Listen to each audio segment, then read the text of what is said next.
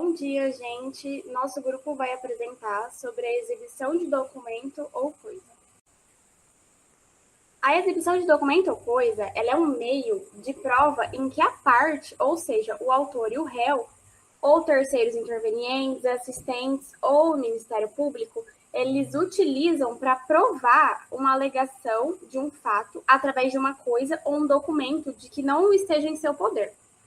Essa exibição, ela coloca a coisa ou documento que em contato visual com o juiz, e este determinará a devolução à parte possuidora.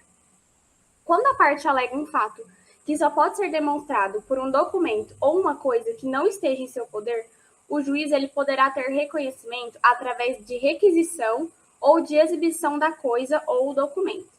O artigo 438 do CPC, ele regula a requisição.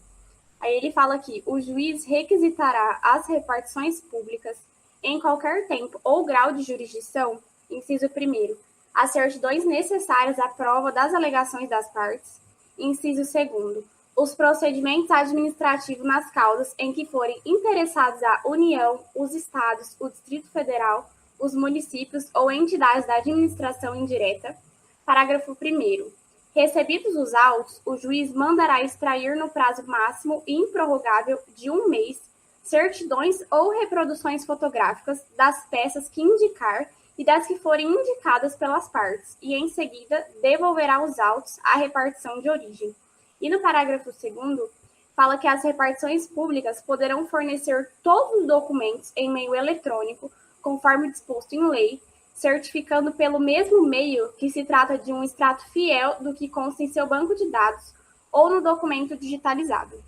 No inciso 2º desse artigo, ao receber os autos, o juiz mandará extrair no prazo máximo e improrrogável, de 1 mês, as certidões ou as reproduções fotográficas das peças que indicarem e das que forem indicadas pelas partes, e depois ele vai devolver a repartição de origem.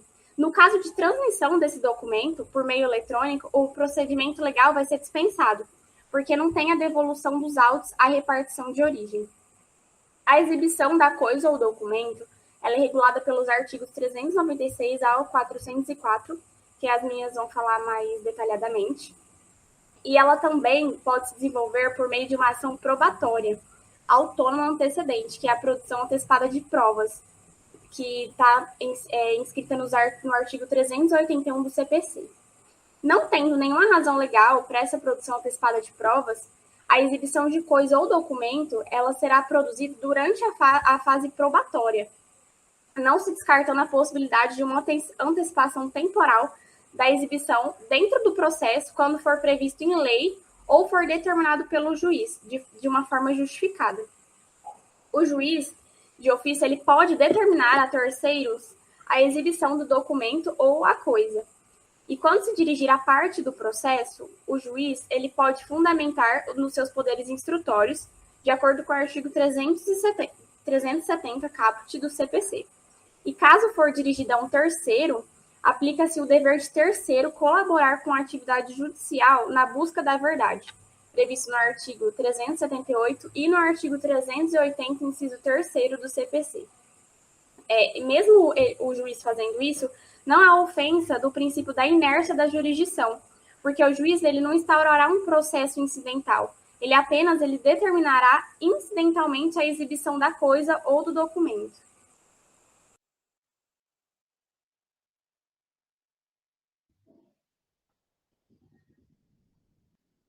Bom dia, gente. Vou falar agora sobre os aspectos procedimentais comuns. Bom, existem alguns aspectos, como, por exemplo, os requisitos do pedido, a justificativa legal da recusa e algumas situações de inadmissão da recusa pelo juiz. O pedido formulado pela parte, ele possui 3 requisitos, que estão previstos no artigo 397 do Código de Processo Civil. E a prova, ela não é deferida caso o pedido não preencha essas exigências legais. E os requisitos são a individualização, finalidade e narrativa das circunstâncias. A individualização, ela está prevista no inciso 1º do artigo 397 do Código de Processo Penal. E ela deve ser tão completa quanto possível do documento ou da coisa. E vai decorrer de 2 fatores, né? Sendo eles permitir que o réu saiba que a coisa ou documento está tratando do autor. Em alguns casos, essa busca e apreensão para indicar o objeto oficial de justiça. Né? O STJ ele entende que a individualização é suficiente para não deixar dúvida a respeito do que se pretende ver exibido. E a finalidade agora, né, o outro tópico, a finalidade da prova, que está prevista no inciso 2º desse mesmo artigo, ela indica os fatos que se relacionam com o documento ou a coisa. E aí vai caber ao juiz analisar a pertinência da exibição à luz do objeto da demanda. E aqui a gente destaca que na exibição contra a parte contrária, a não exibição vai gerar a presunção da veracidade dos fatos. E, por fim, o último ponto, a narrativa das circunstâncias, que está prevista no inciso 3º do artigo. E nela se fundam o requerente para afirmar que o documento existe e se acha em poder de parte contrária. Né? A escusa pela parte ou pelo terceiro em exibir a coisa ou documento em juízo se fundamenta em 6 hipóteses. Essas hipóteses estão previstas no artigo 404 do Código de Processo Penal. E aí agora eu vou falar cada uma delas, que a primeira é se concernente a negócios da própria vida da família, se violar dever de honra, se a sua publicidade redundar em desonra à parte ou terceiro, bem como a seus parentes consanguíneos ou afins até o 3º grau, ou lhes representar perigo de ação penal. O quarto é se a sua exibição acarretar a divulgação de fatos a cujo respeito, por estado ou profissão, devam guardar segredo, se subsistirem outros motivos graves que, segundo o do juiz, justifiquem a recusa da exibição e, por último, se houver disposição legal que justifique a recusa da exibição. Bom dia, gente. Dando continuidade na fala da Ângela, sabe-se que mesmo que o contraditório garanta ao requerido a apresentação de defesa por meio da qual se recusa a exibir em juízo a coisa ou documento pretendido pelo requerente, o artigo 399 do Código de Processo Civil limita seu exercício de defesa, prevendo 3 hipóteses em que não será admitida essa tal recusa. A primeira hipótese, ela é a existência de previsão legal de direito material que preveja uma obrigação à exibição, o que cria um direito a quem pede exibição que não pode ser obstado pelo requerido, que tem o dever de exibi-los. Assim, exemplificativamente, o dever da sociedade de exibir os livros para os sócios ou o dever do tutor ou curador de exibir para o tutelado ou o curatelado que tem interesse. A segunda hipótese é fundada no princípio da aquisição da prova, prevendo a partir do momento em que a parte alude no processo o documento ou coisa com o intuito de constituir prova, passa a ter o dever processual de exibi-los em juízo. Trata-se de uma medida que prestigia a boa-fé processual na medida em que obriga a parte que, porventura, tenha aludido a uma coisa ou um documento a sua juntada aos autos para que o juiz possa confirmar a sua probante.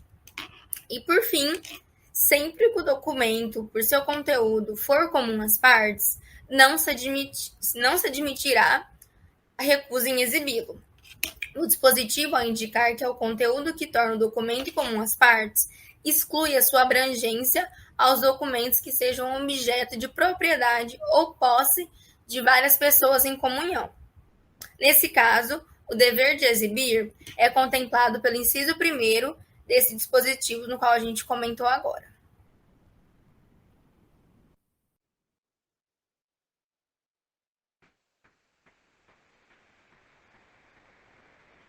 No que tange ao procedimento contra a parte contrária, a exibição ela é dirigida a essa parte e ela não tem maiores formalidades. No pedido de exibição, além dos preenchimentos do requisito do artigo 397, em que a Ângela já citou quais são. A doutrina também ela permite que esse pedido seja feito oralmente, apesar que na prática ela é feita de forma escrita, uma petição. Nesse caso, o requerido ele vai ser intimado E o prazo, ele vai ter o prazo de 5 dias para apresentar uma resposta, né? Segundo o caput do artigo 398.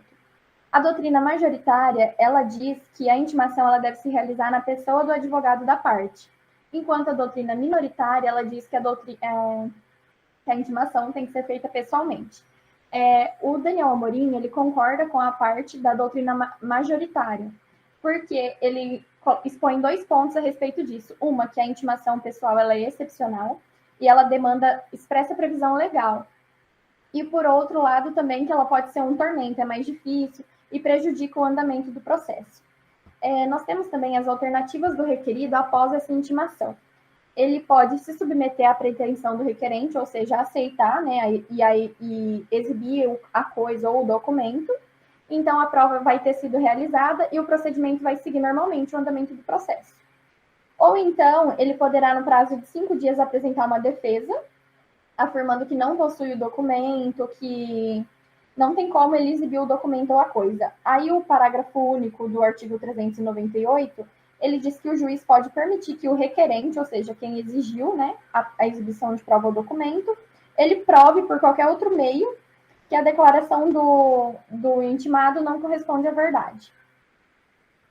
Ele também sugere que o dispositivo, ele sugere que o ônus da prova, ele é do autor, do requerente. Mas também o juiz pode, no caso concreto, conforme a teoria da distribuição dinâmica do ônus da prova, que está prevista no artigo 373, parágrafo 1º do CPC, determinar de quem que é o ônus da prova, ampliando, né, e dando maior facilidade na produção da prova. Por outro lado, a parte ainda ela pode alegar que não tem obrigação legal de exibir nada. Nesse caso, tendo necessidade de provar o fato, né, o ônus é da parte também, novamente, de quem faz a alegação. Mas aqui também é possível a inversão do ônus probatório. Criado esse incidente, exercido esse direito de exibir ou não a coisa legal, o juiz também ele pode admitir os fatos como verdadeiros por meio da exibição, a qual a parte pretendia provar em 2 hipóteses. Essas hipóteses são previstas no artigo 400 do CP. Uma é que a Ângela falou que se o requerido não exibir o documento ou a coisa no prazo de 5 dias, e tampouco oferecer qualquer tipo de resposta, então o juiz pode presumir como verdadeiro a alegação, e também quando a recusa dele for ilegítima.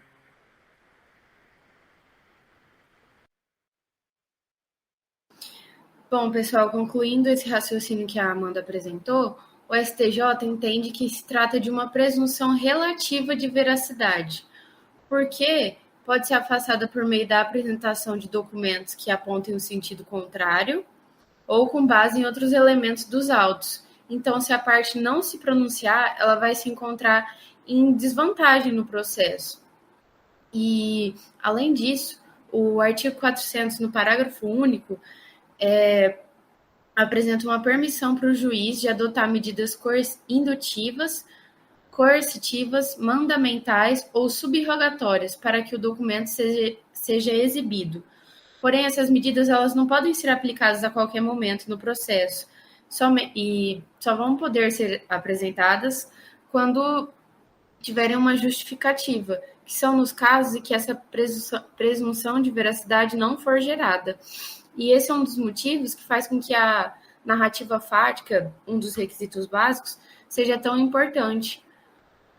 Porque, em conclusão a esse raciocínio, não é permitido que o juiz determine essas medidas para substituir a vontade do requerido ou para pressioná-lo, porque o problema pode se encontrar justamente na impossibilidade material da exibição da coisa ou do documento, por conta dessa omissão que o requerente realizou nas narrativas fáticas, justificando seu pedido.